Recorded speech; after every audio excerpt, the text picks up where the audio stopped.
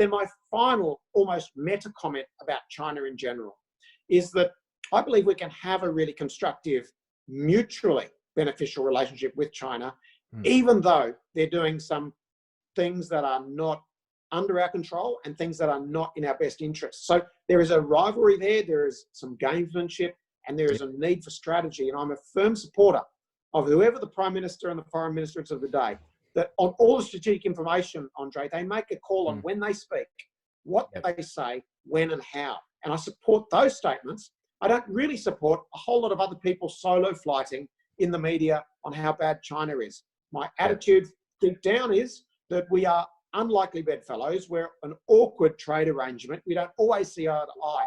But as long as the horse and the horseman are riding over a frozen lake, where the worst possible option is everything except going steadily forward, quietly, respectfully, allowing trade to continue, education to continue, massive investment in Australia benefits Australians, then I want to see that relationship continuing in a mature way, but we stand for our principles, put lines in the sand when we have to. We don't go on with it because it doesn't achieve anything with state-sponsored media. So all we can do is make it worse once we do more than what the Prime Minister does. Yeah, sure.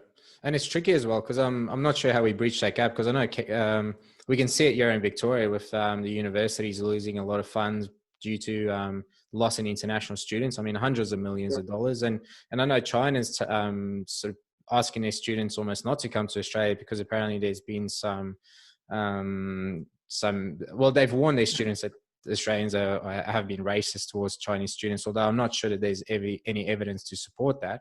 And I know Australia's gone into that investigation with COVID-19 and how it all started. So how are we going to sort of slowly breach that gap and resolve our relationships with China? I don't see that it's broken, but it's slightly fractured, and I'm not sure how we go forward. So each decision is made on balance, and we apply a whole lot of possible implications of everything we do, and vice versa. We're not just defensive, of course. We're also trying to be a little offensive to nudge China in a certain direction.